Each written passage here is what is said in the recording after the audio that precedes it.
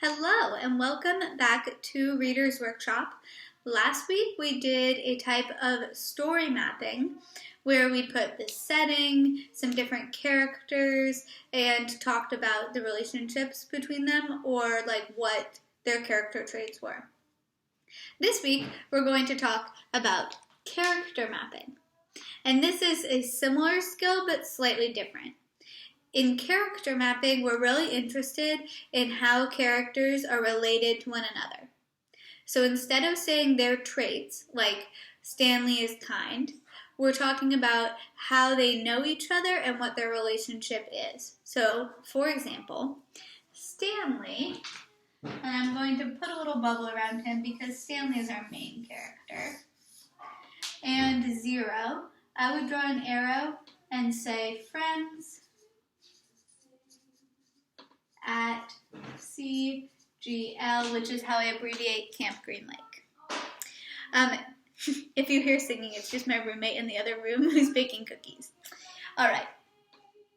So our job is to look at all of these characters and think, how are they related to one another? What's the relationship between them? And this is particularly interesting in the story of Holes because we go back and forth between a couple different storylines, right? With Elia Yelnats and Myra Menke, with current day Camp Green Lake, and with Camp Green Lake 110 years ago. But those characters, although they're separated by time, still have relationships with each other. You will see that we're going to keep adding to this as we go through Holes. And I will also give you a little warning. I am ahead in reading Holes of where we are now. So I'm going to try not to spoil anything, but if you're like, wait, we don't know that yet, I apologize. Okay, let's think about it. We know here that Stanley's mom and dad, he is their son. Who else does Stanley know? I put all these folks together, Armpit, Zigzag, X-Ray, and Magnet, because they are all people that Stanley knows from Camp Green Lake. So let's put this here. We're going to put friends from CGL, Camp Green Lake. Then we've got some other folks we've already met. We've got Mr. Sir, and we could say Mr. Sir is in charge at camp.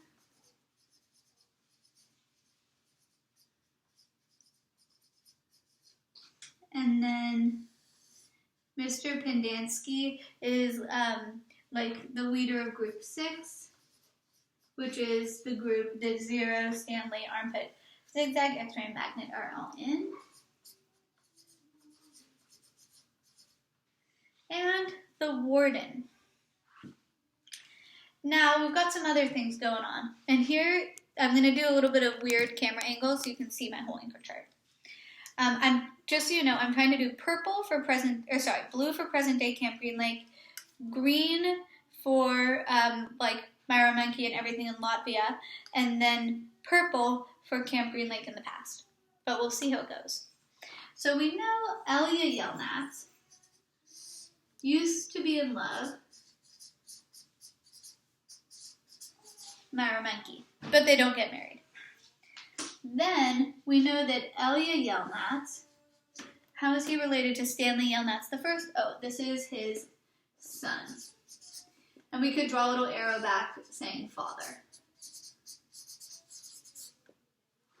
And then, who else do we have? Madame Zeroni and Elia Yelnats.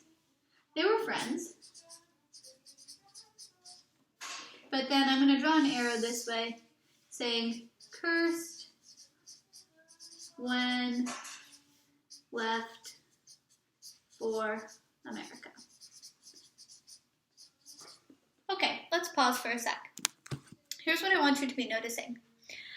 I started by putting all of my characters on a big anchor chart. For you, that might be a notebook page in your reading notebook. And then I would start by saying, okay, what do I know about these characters and their relationships with each other? That's the first thing I'm putting on my character map. Then, as I read, I'm going to want to have my character map nearby so that I can add to it. And you'll start to see me do that in some of our read aloud videos.